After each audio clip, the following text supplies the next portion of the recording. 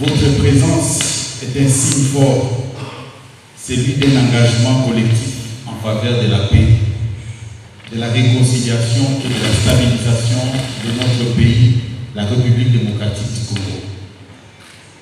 Avant même de vous présenter ce qui contient cet ouvrage, je voudrais partager avec vous le chemin, souvent douloureux, mais profondément humain, qui m'a conduit à écrire. La motivation d'écriture de ces livres, très sincèrement, est née de la poussière que j'ai piétinée dans les villages, au milieu des communautés. Certaines communautés qui ont fui la guerre, et soit ils étaient retournés ou ils étaient déplacés. Et au fond, ils avaient la décision, la détermination de pouvoir reconstruire un espoir. On pouvait déceler un courage silencieux dans les femmes, dans les jeunes, de refuser à la situation qu'elle est en train de vivre. Donc, c'est une expérience de terrain en tant que président de la société civile, d'abord au Sud Kivu, ensuite en tant que coordonnateur national du cadre de concertation en Assemblée.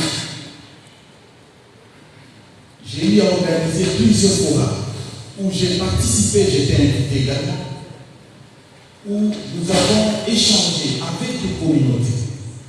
Et j'ai compris que les communautés avaient une résilience. Et une résilience qui n'était pas vantée, qui n'était pas mise en lumière. Parce que j'ai eu à les écouter. J'ai écouté leur souffrance. C'est un fruit d'expression de l'esprit, mais de l'esprit saint. Parce que il ne peut y avoir la puissance du Père sans l'Esprit. Et cet esprit est symbolisé par cette main. Bonne chance et surtout bon vent dans l'esprit. Votre question, nous avons voulu dans cet ouvrage bâtir la cohésion sociale, pouvoir et engagement des communautés, mettre en lumière le travail et la détermination, je dirais, et même l'engagement et tout le potentiel que regorgent les communautés, n'est-ce pas, pour pouvoir bâtir la cohésion sociale. Ceci après tout un travail de près de 2 décennies que j'ai pu personnellement et même notre organisation réaliser auprès des communautés. Nous avons été dans les villages, dans les communautés, auprès des femmes, auprès des chefs traditionnels, auprès des structures communautaires pour pouvoir les accompagner afin de bâtir, n'est-ce pas, une résilience dans leur communauté et même la paix lorsqu'elle était troublée et la sécurité. Donc j'ai trouvé qu'il y avait peu d'ouvrages dans notre pays qui valorisaient en fait le travail des communautés. Et j'ai voulu valoriser cela et demander, faire un plaidoyer pour que les communautés soient mises au centre, n'est-ce pas, dans l'action de la construction ou même de la consolidation de la cohésion sociale.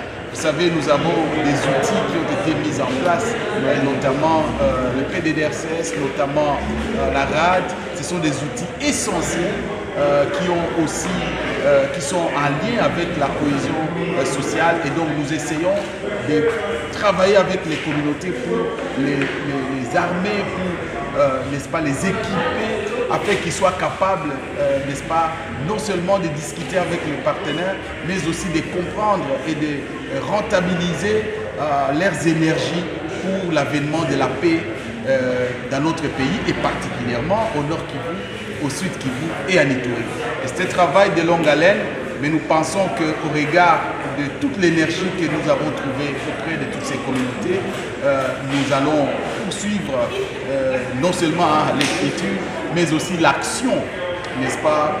Parce qu'aujourd'hui, c'est vrai, nous avons écrit cet outil, ce livre, pendant que notre pays est agressé, mais nous pensons que déjà avec les accords qui sont en train d'être signés ça et là, nous allons voir comment rentabiliser ces momentum pour pouvoir construire plus de cohésion dans nos communautés pour que plus jamais les violences ne puissent nous hanter. Merci.